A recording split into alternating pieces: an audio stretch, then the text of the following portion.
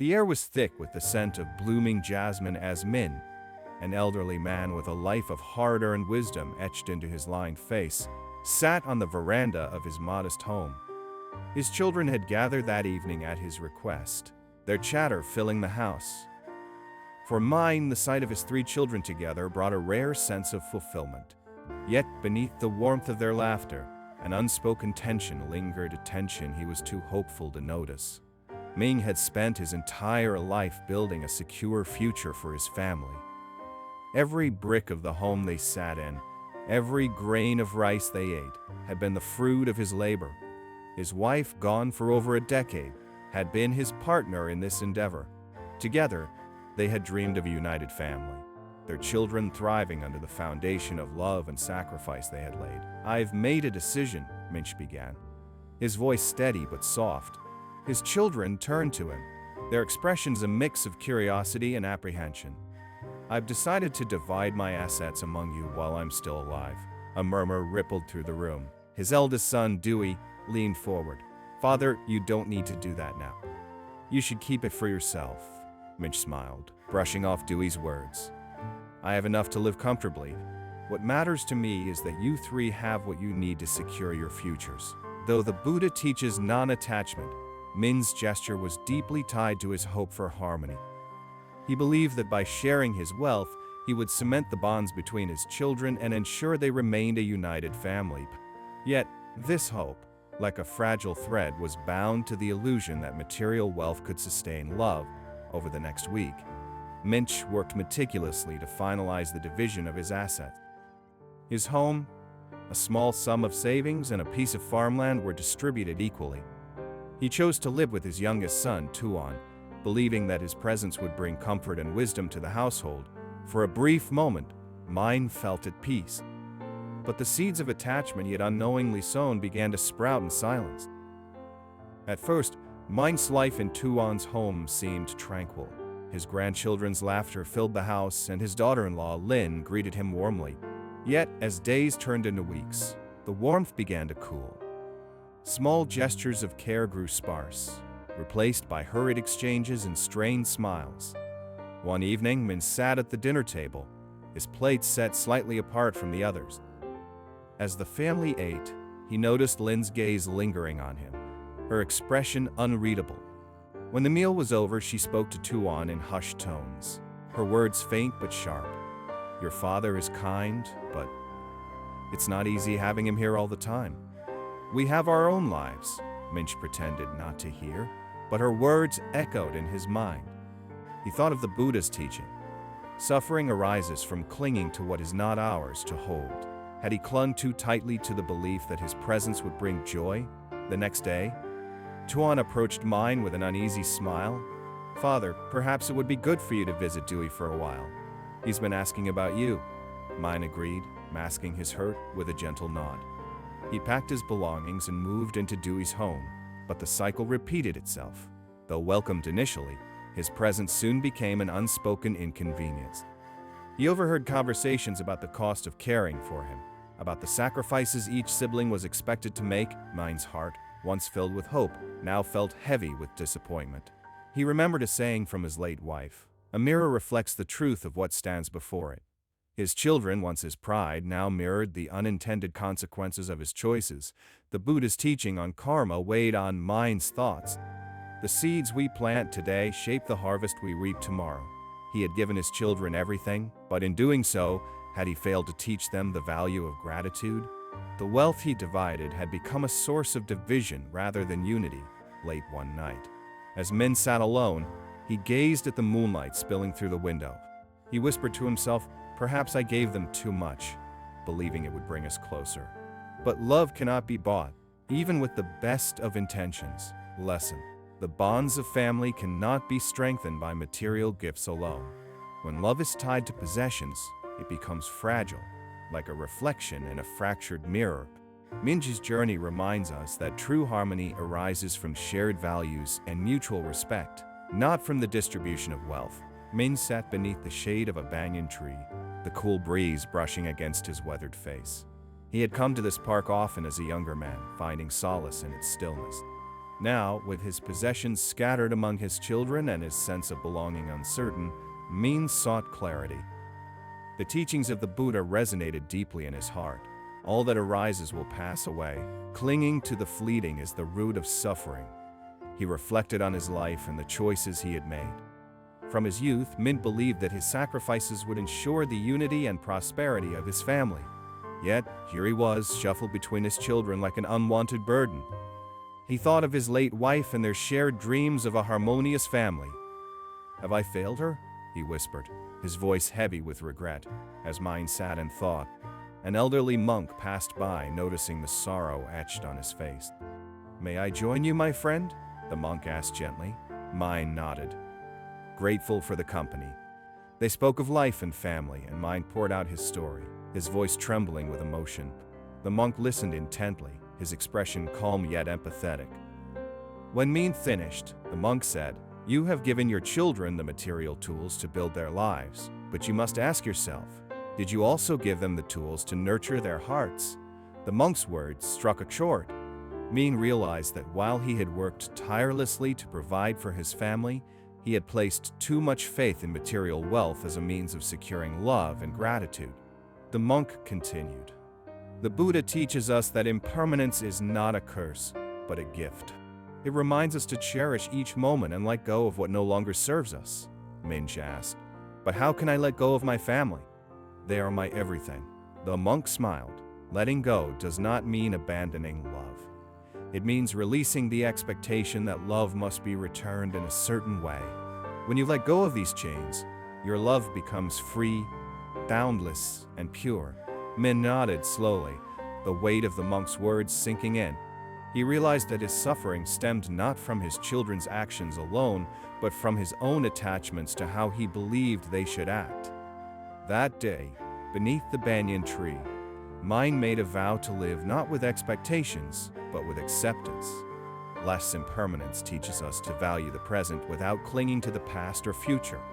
Min's awakening reminds us that love, when freed from expectations, can bring peace even in the face of disappointment.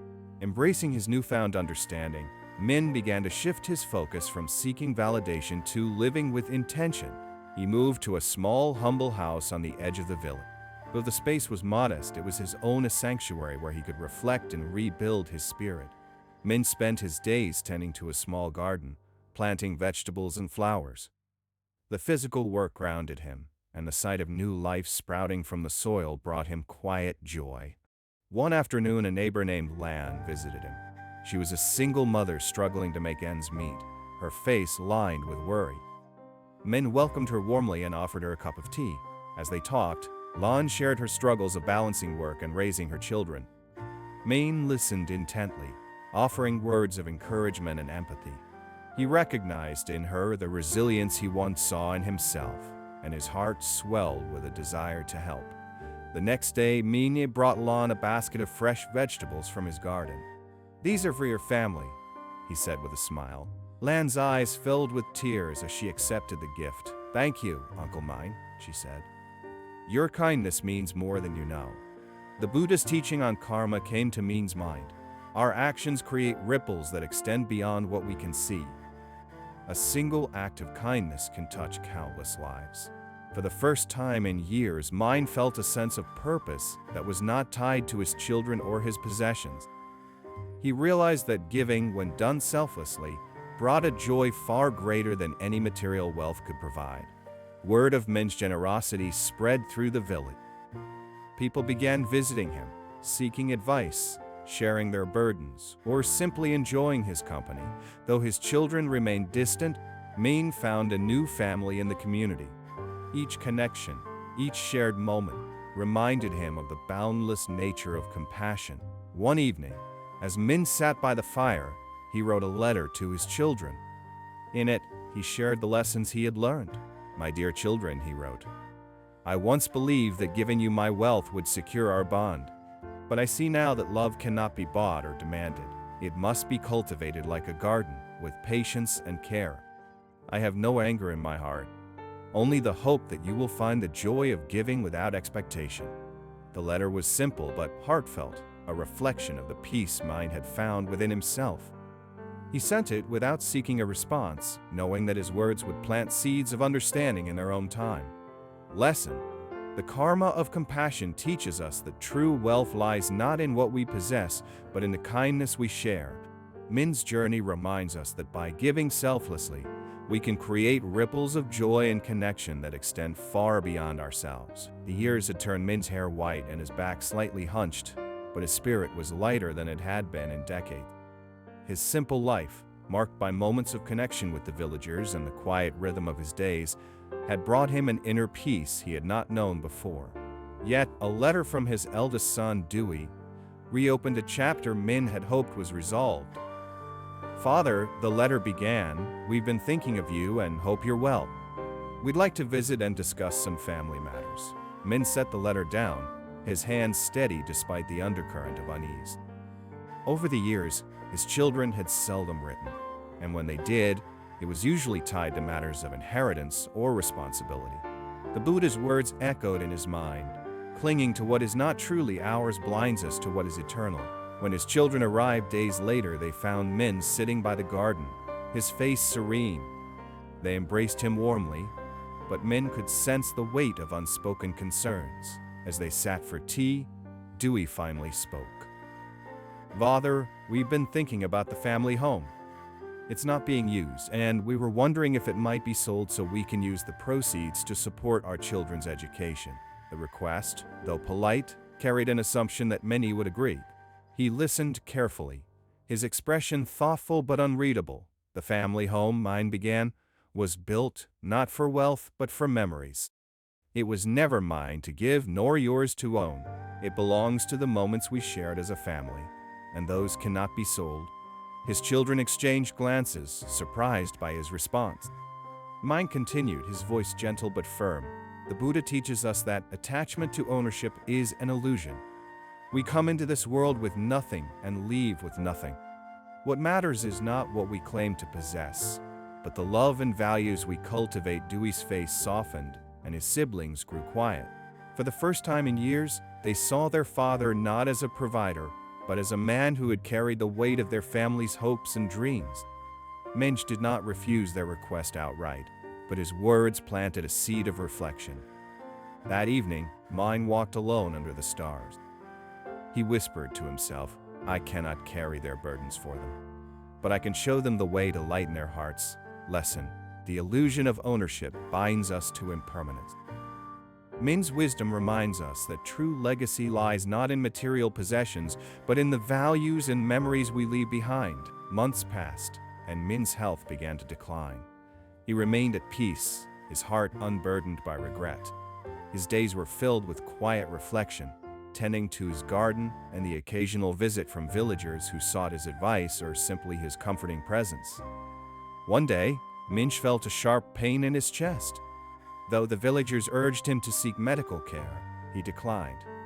"The body is like a leaf," he said softly. "It flourishes, it withers, and it returns to the earth. This is the natural order." Min called for his children, asking them to gather at his home. When they arrived, they found him sitting in his favorite chair, a faint smile on his face. He greeted them warmly, as if no time had passed since their last meeting. "I have called you here," Min said, "not to divide what I leave behind, but to share what I have learned." He handed each of them a letter, written in his steady handwriting, "My dear children." The letter began, "Life is a river that flows unceasingly. We cannot hold on to the water, nor can we force it to flow in a direction of our choosing. The only way to find peace is to flow with it, embracing each moment without clinging to the past or fearing the future." He continued aloud, "You have been my greatest teachers, showing me the power of love, the pain of expectation, and the joy of letting go. I have no wealth to leave you, but I give you the wisdom that has brought me peace. Let go of what does not serve you.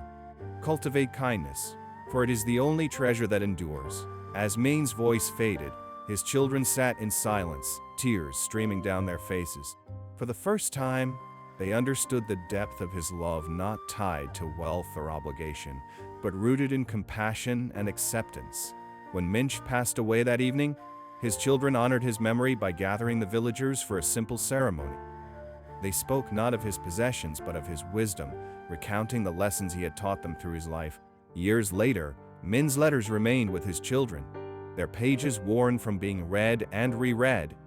Each time they faced a challenge, they would turn to his words, finding solace in his teachings. Lesson: the only lasting legacy is the wisdom we impart and the love we share. Min's journey reminds us that true wealth lies not in what we leave behind, but in the lives we touch and the values we uphold. Through Min's journey, we see the transformative power of impermanence, compassion, and acceptance.